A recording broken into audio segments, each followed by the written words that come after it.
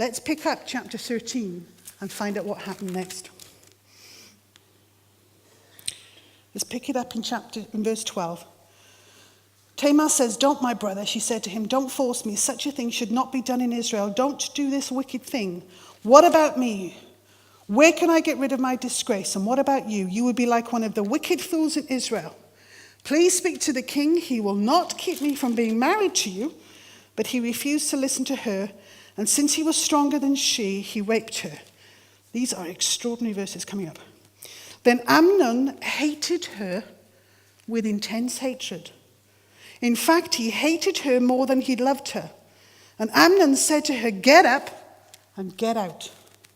"No," she said to him, "sending me away would be a greater wrong than what you've already done to me." But he refused to listen to her. He called his personal servant and said, "Get this woman out of here and bolt the door after her." So his servant put her out and bolted the door after her. And she was wearing a richly ornamented robe, for this was the kind of garment the virgin daughters of the king wore. Tamar put ashes on her head and tore the ornamented robe she was wearing. She put her hand on her head and went away, weeping aloud as she went. Her brother Absalom said to her, "Has that Amnon, your brother, been with you?" Listen to this.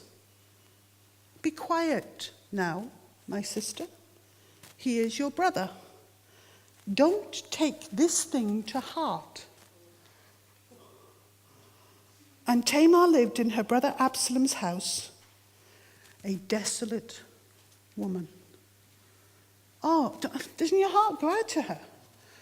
She goes to the one person she thinks she can unburden herself to, her brother Absalom, and he said, "Shh, don't say a word." You know, I've been a counsellor now for 15 years. And I've come across my fair share of people who have abuse in their past. And I have found, tragically, a triangle of abuse. And without going too technical on you, a triangle of abuse, you have a perpetrator, the person who does it. You have a victim, obviously. And you have an onlooker.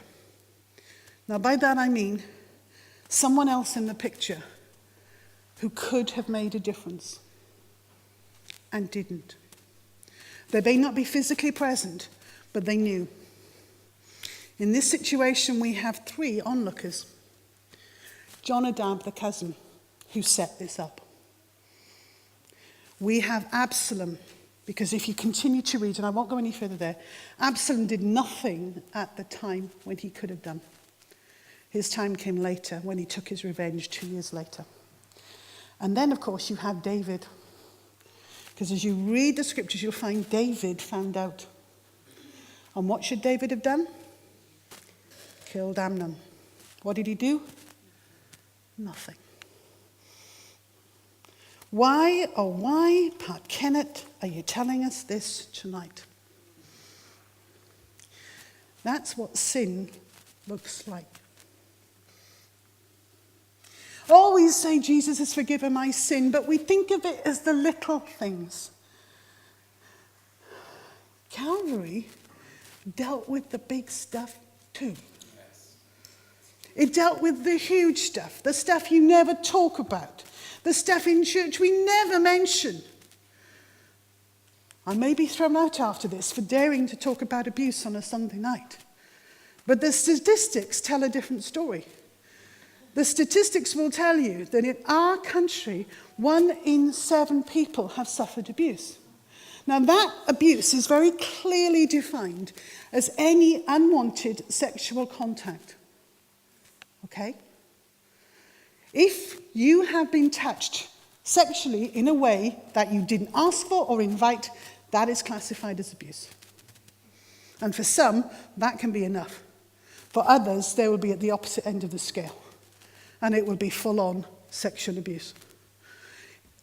In churches, the numbers go down to 1 in 4. Does that surprise you? Because churches are full of hurting people. So when I speak of it, I speak from a heart that says, I know it happens. But I'm speaking from a heart that also says, there can be a change. there can be a massive change, because we are not going to stay in 2 Samuel, because the New Testament makes all the difference.